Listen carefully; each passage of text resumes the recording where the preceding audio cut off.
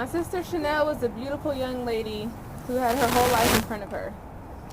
She was only 23. She had a beautiful spirit, always trying to help someone, and this was no different. She was everyone's biggest supporter, and she didn't give up on anyone, even when you couldn't understand why. She represented all that our parents have instilled into us. Chanel loved genuinely and hard. She loved so hard that she literally died for it. I knew that my sister and her boyfriend had issues, but I never thought it was to that extent. Now that she's gone, the signs are more clear now than ever before. She had distanced herself from family, she moved away, she isolated herself from friends, but I trusted that she knew what she was doing because she was always so strong and independent, and she truly believed that he would never hurt her. I served with this man. I thought he would protect her, not hurt her. This was my sister's first boyfriend, her first boyfriend. You don't always get a second chance. She didn't want to give up on him as everyone else had, and she believed that she could help him, that she could fix him, but you can't help everybody. I don't believe that he was a monster. He just needed help. Help that she thought she could help him get, but she didn't deserve this. If someone shows you who they are, believe them the first time. And don't make excuses. It's not cute to put your hands on anybody. My sister didn't think he would do something like this, and now we're all left here to mourn her because she didn't know any better. I don't want for anyone else's family to go through what my family is going through right now. She wasn't troubled. She had good sense. And she had a good life. She just wanted to help him. Mental illness is real. Domestic violence is also very real. Please seek help. I could not save my sister, but she may save someone else, and we can rest knowing that her death was not in vain. Love does not hurt. It is not supposed to hurt. If someone loves you, they are not going to hurt you, and they're not going to let anyone else hurt you. Nobody has the right to put their hands on you, and you don't have the right to put your hands on anyone else either. Please end domestic violence. This is not fair. Thank you.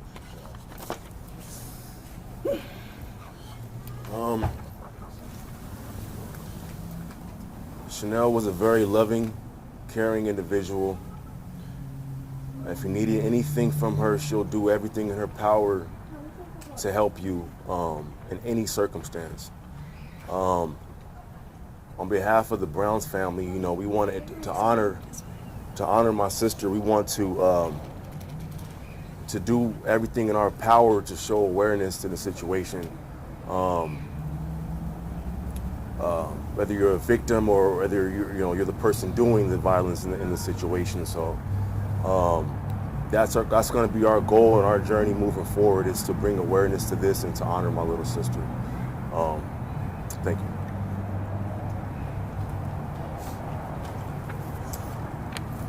Good afternoon. I'm Beth Hassett, the CEO of Weave, and everyone at Weave wanted me to express their sorrow at Chanel's death, and we share their grief and their sense of urgency that we all work together to avoid repeating this tragedy in another family. The reality is that violent relationships can and very often do end in the death of the victim. The risk of homicide is 500 times greater if there's a gun in the home. Every month in our country, 50 women are killed by guns in domestic violence homicides. And a staggering 1 million women alive today have been shot or shot at by an intimate partner. We must work together to ensure that those who perpetrate domestic violence don't have access to weapons. It's the only way we can move beyond press conferences and vigils to a place of prevention. I share her family's wish to ask everyone in our community to make sure that this heartbreak doesn't happen to anyone else. I urge you to educate yourself. Learn the warning signs of domestic violence and how it might look in a relationship. Know that it's okay to talk about it and to reach out to your friends and your family and your coworkers and tell them that you're worried about them and that they deserve to be in a safe and healthy relationship. It's okay to let them know that you're a safe person to confide in, and tell them that there's help out there. with organizations like Weave and other supportive organizations in your community who can help you if you're a survivor. There's a wealth of information about the types of domestic violence, the warning signs, and how to support a loved one on Weave's website. There's also information about how to get help and support if you are experiencing domestic violence. Together we can work to heal from the pain of this terrible tragedy and to support victims and their families and hopefully prevent violence like this in the future. Thank you.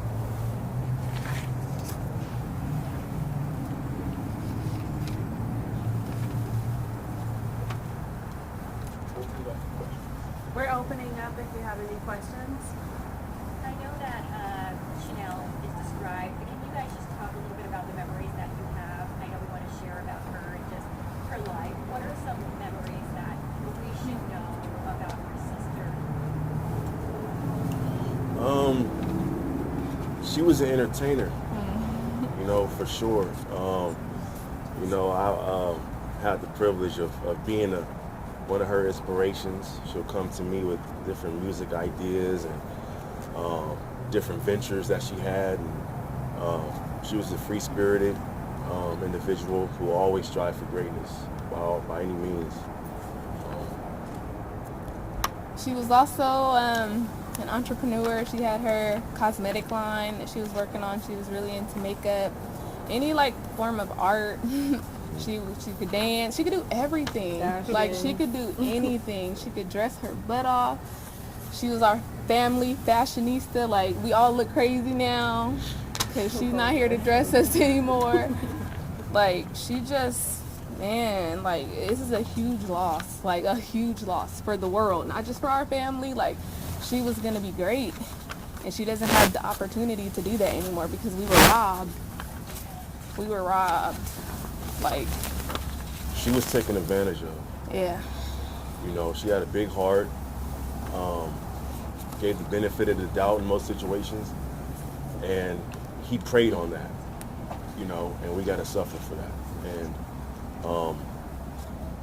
like I said, our goal is to bring awareness to the situation moving forward, you know, because that's something that, as a family, that should be our mission to do for her and her passing. I know you guys mentioned it. I know. Did you want to say something? I was just gonna say that she was like really big on family. She has 6 nieces and nephews. She played a really big role in all of their life. Big time. And then She was the best auntie. Oh yeah. Yeah. I know that the point of, you know, obviously it's not just remembering your sister and her life but raising awareness about domestic violence. And I know in this situation you said that there were signs there. You know, maybe you can talk a little bit about that, what signs you guys saw and what, you know, other people can look out for what you guys saw.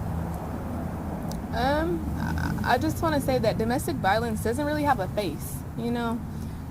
He had manners. He was respectful. I say he wasn't a monster. I literally surfed with him. We surfed together, but at the same time, you know, it's a pattern, you know, and the pattern repeats itself. The abusive cycle is very real. If you look at it and you educate yourself on what it entails, if you see those signs being displayed, you know, do something about it. We made excuses. She made excuses. It's easy to do that, you know. It's easy to think that like it's not you or it's not happening to you, but it never in a million years that I think that we would be here for my sister, you know. Like you think like, yeah, it's real, it happens, but no, it's not that bad, or no, it's not, it's not her, you know. Like she's not crazy. She wouldn't stay in a situation that she know doesn't serve her, but just pay attention. Like, you know your loved one's best, you know. Like I feel like I failed because I knew her and I allowed her to, you know. It's hard, you know, getting involved with any relationships. You know, as a sibling, as parents, you know, our job is to tell them, you know, educate them and be there for them, you know, and pray and hope that they go. And we did that. Yeah, we did. We all did that. And we pray and hope that we we pray and hope that they go and lead them doors and make the right decisions, you know. And that's with any relationship. So like my sister just said, I feel like I failed too, but I know that we all up here told her and we knew what was best for her. We knew, but she was just so brainwashed and caught in that relationship. And obviously the video, and thank you for your script, everybody, because I know this is amazing. The mom was in this video. Oh, yes.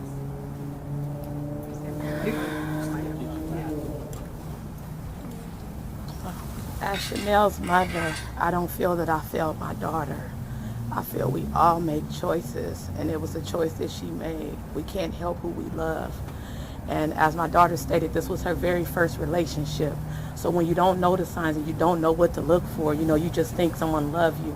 But domestic violence is not just physical. It's verbal abuse, it's mental abuse, it's the emotional, it's all those signs. So if you see it, if you see your people and they look like they hurting, talk to them, because we talk to my daughter all the time.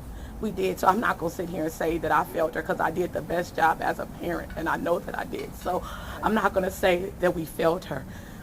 What I can say is that she had a heart of gold. She loved, and she loved hard, and it costed my baby her life. That's what I'm going to say. I'm not going to say that we failed her, because we did not fail her. She had all the tools. She come from a good household. She come from a two-parent home, all that. It's like, no, we didn't fail her. Somebody robbed us. And mental illness is real. A lot of people, they don't want to get help because of the stigma. Oh, that they talking about me. Oh, this, that, and the other. Get some help. Get some help. Everybody need help. Ain't nobody walking this earth perfect. We all need help. We all got flaws. I'm not going to sit here and make excuses for my daughter. I love her. I just want her to rest in peace. And I didn't want the media to switch this up and make it seem like, you know, it's something bad, because my baby was really a good person. She was angelic. Everything about her was an angel. She helped you. She saved lives. The night she died, she saved lives. She saved other people. She sacrificed her own life. That's what really happened. She sacrificed herself. And that's all I want to say. As a family, how do you guys feel about the video being released by the sheriff? I'm not happy about it. We're not happy about it, but we know that with the laws, we know that it's necessary, it's required.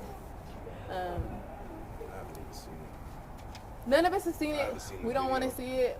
We're not watching We're not watching it.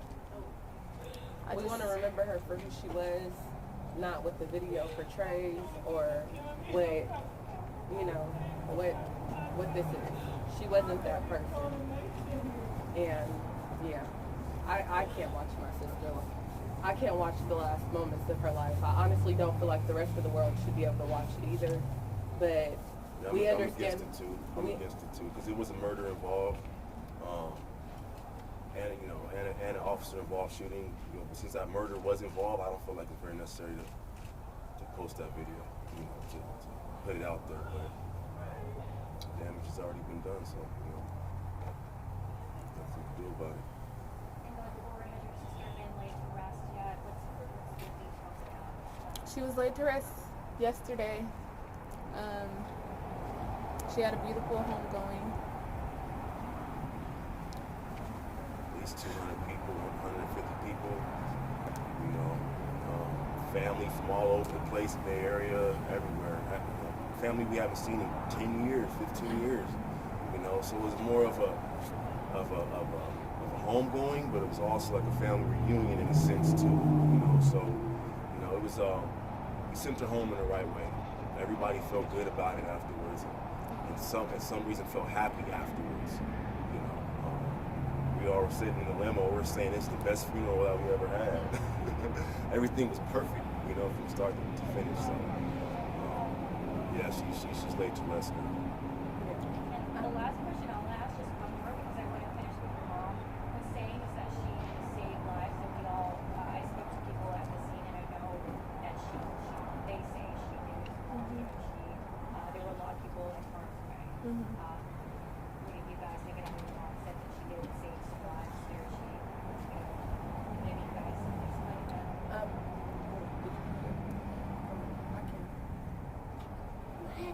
I just feel like that night, at the end of the day, he knew he was going to go that night, and I feel like he was willing to take out whoever he could with him.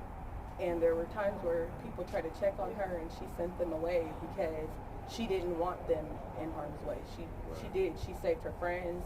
She saved a bunch of people. They were in an apartment complex. Anybody could have died right along with her, and she didn't allow that.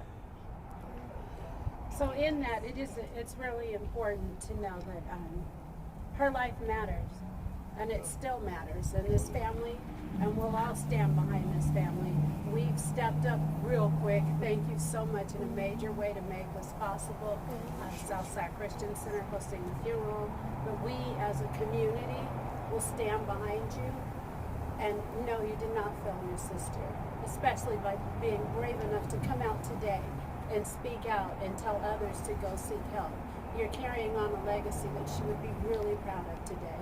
She would want you to continue this and say, you know what, let's stop this, we can end this, and together we will. So thank you, everybody. We can go this way.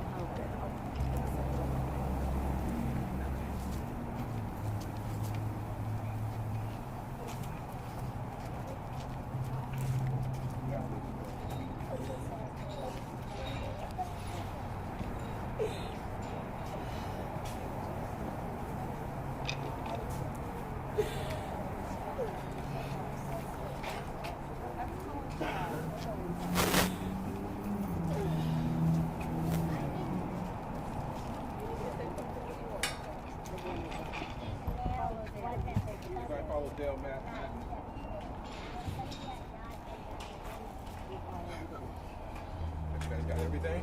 Yeah. Thank you. Thank you very much. Everybody good?